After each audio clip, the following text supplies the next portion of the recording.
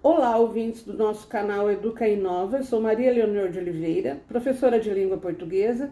Estou aqui hoje com a minha convidada e colega de trabalho, a professora Simone Aparecida Frioli Fuji, também da disciplina de língua portuguesa.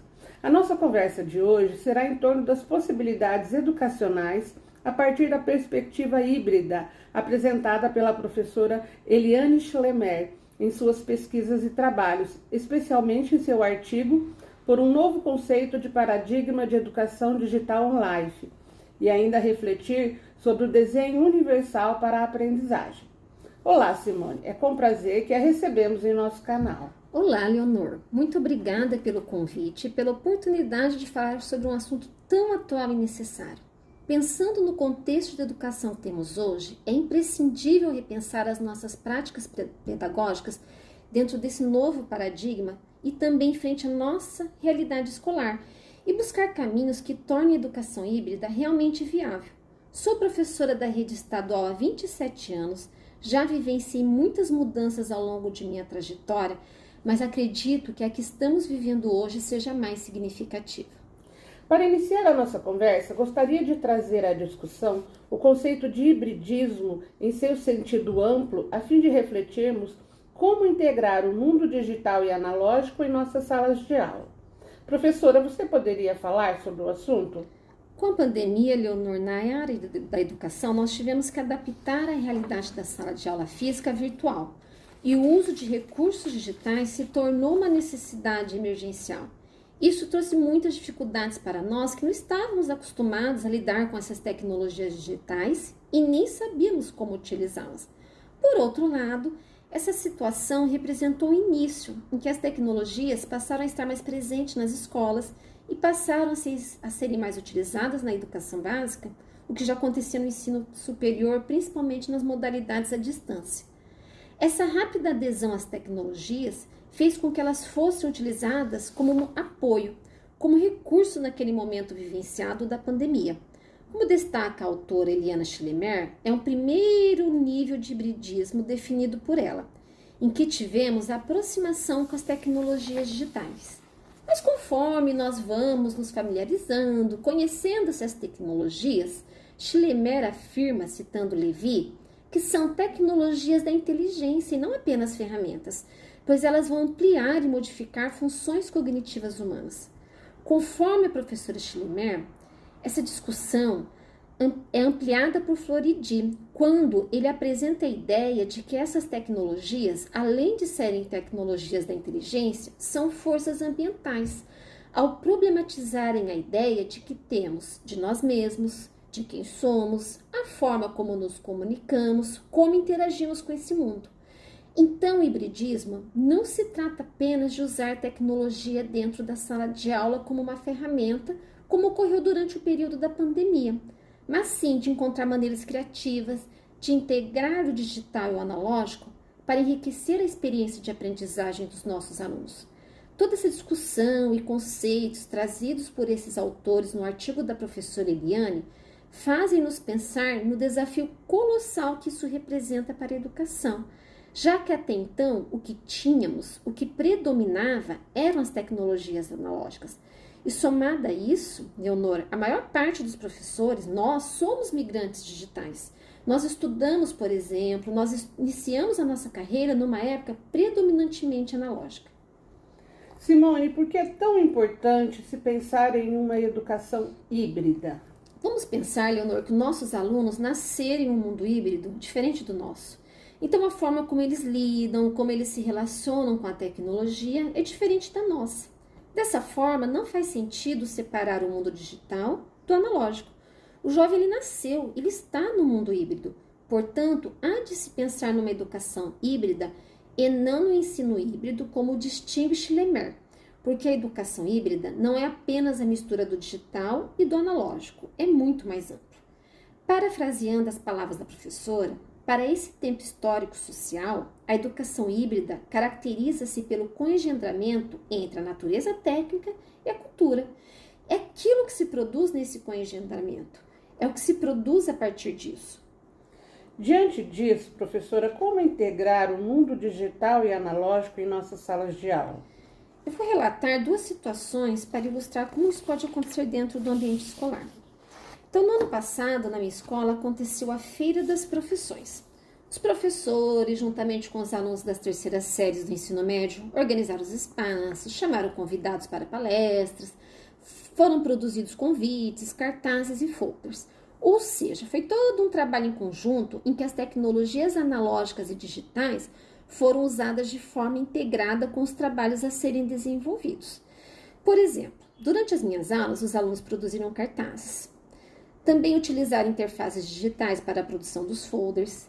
Eles geraram o QR Code desses folders, por exemplo, para que as pessoas tivessem acesso ao material de forma digital e assim não precisaram fazer muitas impressões.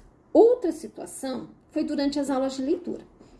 Para instigá-los, motivá-los à leitura do livro do trimestre, propus uma atividade em que eles deveriam, a partir da leitura do livro escolhido por eles, produzir um livro-clipe a fim de divulgar a obra lida. Então, eles fizeram a leitura do livro durante as aulas, fizeram o esboço da produção no caderno sob a minha orientação e, por último, produziram um livro-clipe.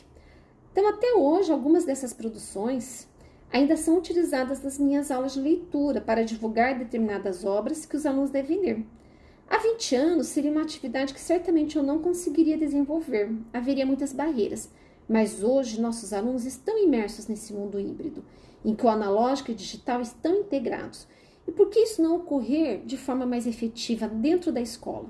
Você poderia falar um pouco sobre o conceito de educação online apresentado por Schlemer em seus estudos? De acordo com Virginia Kastrup, citada por Schlemer, aprender não é só resolver problemas, mas também inventar problema. E isso, então, vai passar pela problematização do mundo, pela problematização do tempo presente. Schlemer ressalta que a educação online ela não é antrópica. Isso significa que ela não está centrada no aluno, no professor, mas numa perspectiva de rede, de ato conectivo. Esse ato conectivo sempre envolve as tecnologias digitais nessa perspectiva. Quando se fala nesse ato conectivo, é importante destacar dentro do nosso contexto histórico-social de sociedade online, em que não faz sentido, como já dissemos, em separar o digital do analógico. E que a educação online é um conceito que ainda está em construção. Há de se pensar na transformação que a gente precisa fazer no campo da educação, na transformação das metodologias, das práticas, das pedagogias, em que a maior parte delas foi construída numa época pré-digital. Conforme Schlemer, por meio da formação docente, pensar no processo de transubstanciação. Ela usa esse termo para se referir à transformação dessas metodologias, dessas práticas, de como podemos mudar o futuro da educação por meio do hibridismo, claro, em seu sentido amplo, como já foi discutido até aqui, e dentro de uma sociedade online. A partir desse novo paradigma da educação online apresentado por Schlemer, Simone, em que a aprendizagem não é mais restrita a salas de aulas físicas, mas acontece também em ambientes digitais, sociais e físicos, de forma interconectada, não podemos deixar de falar sobre o DUA, Desenho Universal para a Aprendizagem e suas possibilidades para a educação online. Isso, Leonor. O DUA é um exemplo prático de como o hibridismo é aplicado no processo de ensino-aprendizagem. Os princípios do DUA têm o potencial de enriquecer significativamente as experiências de aprendizagem dos alunos de várias maneiras para todos os alunos.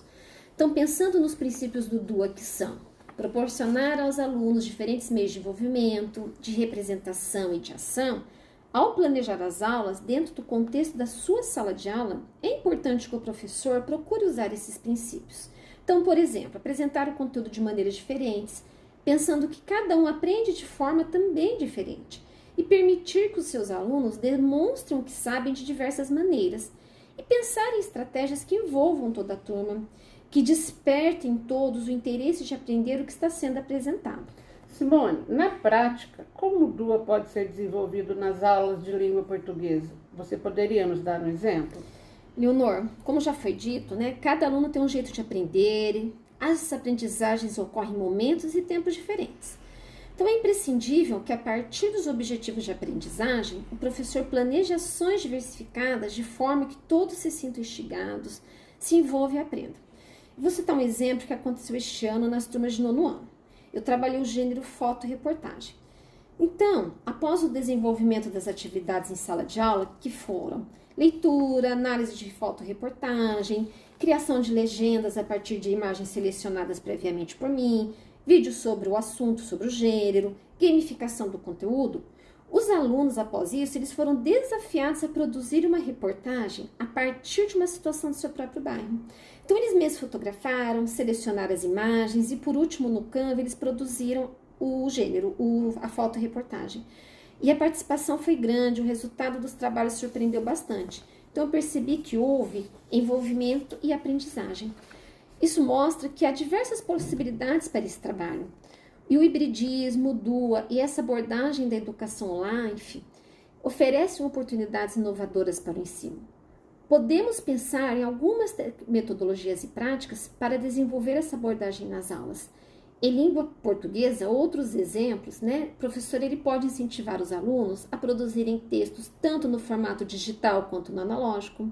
Eles podem escrever blogs, postagens em redes sociais, e-books, mas também diários pessoais, cartas, poesias escritas à mão.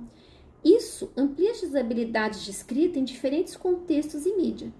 Outra prática é explorar textos multissemióticos, como infográficos, charges, tirinhas e outros.